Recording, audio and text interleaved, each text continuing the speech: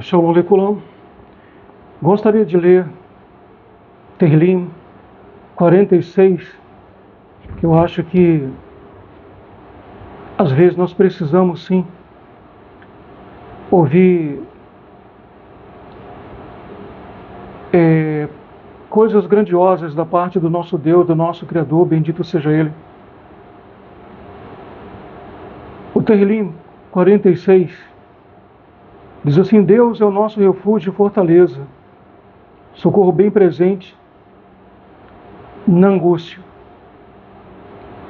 Pelo que não temeremos, ainda que a terra se mude, ainda que os montes se transportem para o meio dos mares, ainda que as águas rujam e se perturbem, ainda que os montes se abalem pela sua braveza. Então,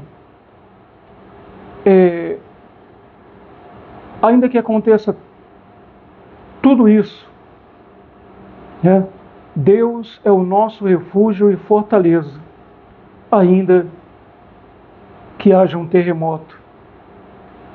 Deus é o nosso refúgio e fortaleza, socorro bem presente na angústia, ainda que haja um terremoto, ainda que haja um maremoto, ainda que vulcões entrem em erupção, Deus é o nosso refúgio e fortaleza, socorro bem presente na angústia. Pelo que não temeremos mal algum, está escrito aqui nesse Tehillim. Pelo que não temeremos, ainda que a terra se mude, ainda que a terra se mude. E por que o autor deste Tehillim falou dessa forma?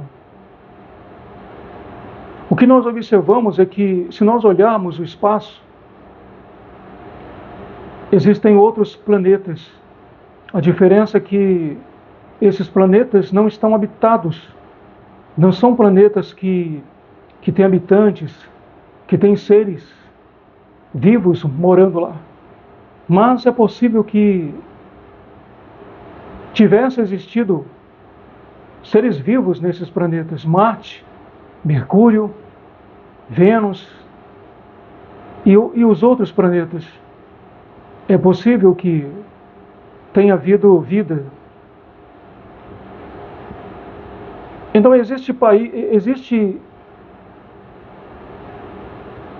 planeta que está muito próximo do Sol, então é muito quente, não tem como viver nesse planeta. Então, será que haviam habitantes nesse planeta? E Deus, com o dedo dele, empurrou esse planeta para bem pertinho do Sol e carbonizou todos os seus habitantes? O que nos faz lembrar, nós começamos a lembrar do grande dilúvio. O que aconteceu no dilúvio? Deus olhou do céu à terra e ele viu que Deus se arrependeu de ter feito o ser humano. Mas, como Deus é justo, ele viu que no meio de milhões de pessoas que mereciam a morte, que mereciam a extinção, existia uma família composta por 8 pessoas, Noé e sua família. E Deus mandou que ele construísse a arca, e quando construiu a arca, mandou que entrasse. Deus mesmo fechou a porta da arca, choveu e verteu água das fontes, dos abismos, inundou a terra e as pessoas morreram afogadas. Então, por um triz, um ser de outro planeta, assim como pessoas do nosso planeta Terra sai e acaba descobrindo outros planetas que não têm vidas, da mesma forma poderia acontecer de um ser de um outro planeta, além de descobrir Marte, Mercúrio, Plutão, descobrir também o planeta Terra e ver que é um planeta água, mas um planeta sem vida, um planeta onde não havia humanos, porque Deus não tivesse salvo. Se Deus não tivesse salvado a vida de Noé e de sua família, não haveria seres humanos na Terra. Então esse seria o planeta água. Somente se a água não tiver secado. Então, será que esse planeta que está muito perto do Sol, que é muito quente, que não dá nem para astronauta algum descer num planeta como esse, porque é muito quente, morreria carbonizado? Será que não tinha habitantes e Deus empurrou esse planeta para perto do Sol e fez com que a população daquele planeta morresse carbonizada? Existe um planeta também que é muito distante do Sol e é composto e é tão frio que seria impossível o ser humano viver. Ser humano, outros seres vivos viverem nesse planeta de tão frio. O planeta forrado de gelo. Será que também não haviam habitantes nesse planeta? E Deus empurrou esse planeta para longe da Terra, para longe do Sol. E os seres vivos não morreram congelados? Que é um planeta congelado. Então por que haver planetas sem habitantes? Então por pouco o nosso planeta também não ficou sem habitantes. Por um triz, por causa de 8 justos, por causa de 8 tzadikim, a Terra, o ser humano não foi extinto. A Terra também não se tornou um planeta sem habitantes. Existe também outro planeta que tem planeta perto do Sol, onde possivelmente os habitantes morreram carbonizados. Planetas muito longe do Sol, onde os habitantes morreram congelados. E planetas não tão longe, não tão perto, mas não tem oxigênio. Não tem oxigênio. Então não tem como viver num planeta sem oxigênio. Vai respirar. Como respirar? Como sobreviver sem oxigênio? Então, imagine se Deus pegasse a Terra e empurrasse para perto do Sol. Nós morreríamos carbonizados. Se Deus então não quisesse nos matar carbonizados, quisesse matar a humanidade, destruir a humanidade congelada, e empurrasse o planeta Terra para longe do Sol, todo mundo morreria congelado.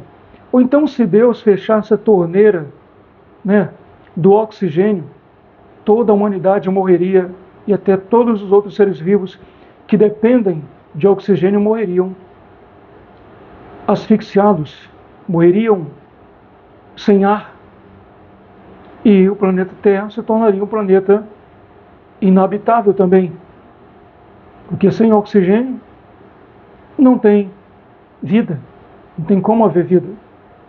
Então tem tantas formas que essa Terra poderia ter chegado ao fim, mas continua existindo. Aí por outro lado a gente vê, a gente observa que o ser humano, Deus deu conhecimento ao ser humano, o ser humano está proliferando armas nucleares. Será que Deus vai permitir que assim aconteça, como naqueles filmes que a gente assiste, filmes que falam do fim do mundo, em que não tem água, não tem energia, quase não tem ninguém nas cidades, as cidades estão desabitadas, corpos mortos, carros revirados, com o que esses filmes mostram como se fosse uma pós-guerra. A cidade totalmente destruída, pessoas procurando locais em que há comida, em que há água. Então, será que estamos perto realmente de um fim diferente? Deus prometeu que não mandaria mais dilúvio sobre a face da terra. Mas Ele pode permitir a extinção da humanidade de uma forma diferente. O que pode acontecer? Países que tinham desistido de armas nucleares estão agora na corrida armamentística. França está aumentando as suas ogivas nucleares. Começou a aumentar. A Alemanha, que tinha desistido, agora quer arma nuclear. Inglaterra vai aumentar as suas ogivas nucleares. Sem contar a Rússia, sem contar China, sem contar a Coreia do Norte. O Irã está louco para desenvolver arma nuclear. Então, sem contar também os Estados Unidos. Então, o que aconteceria em uma guerra entre essas potências nucleares? Contaminação da água. Tu não pode tomar água porque a água está contaminada com radiação. Tu não pode plantar naquela terra ou comer a couve, comer a fruta da árvore porque está contaminada por radiação. A comida está contaminada. As lavouras foram contaminadas por radiação. Além da destruição que a própria arma nuclear causa, imagine as lavouras destruídas, ou aquelas que não foram destruídas estão contaminadas. Água potável, vai beber, o que é água beber? Se está contaminada também. O que acontece se numa situação como essa, onde o ser humano, em certas regiões onde realmente os mísseis nucleares atingiu diretamente, a poeira, juntamente com o vento que sopra a radiação, pessoas morreriam também devido à radiação que vai chegar por meio do ar.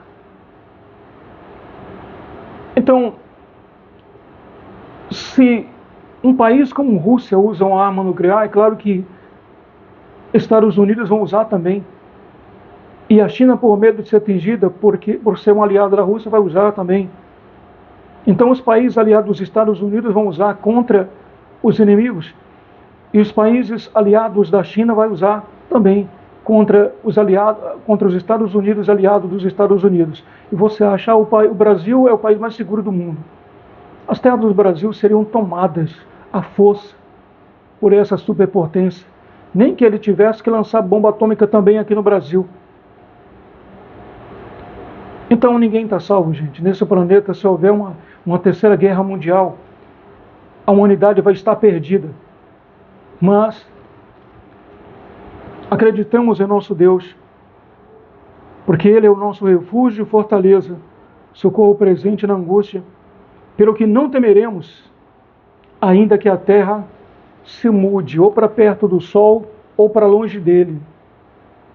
Então, se isso acontecer com o nosso planeta também, não iremos temer, porque nosso Deus é o nosso refúgio e fortaleza. Shalom, Rei 8.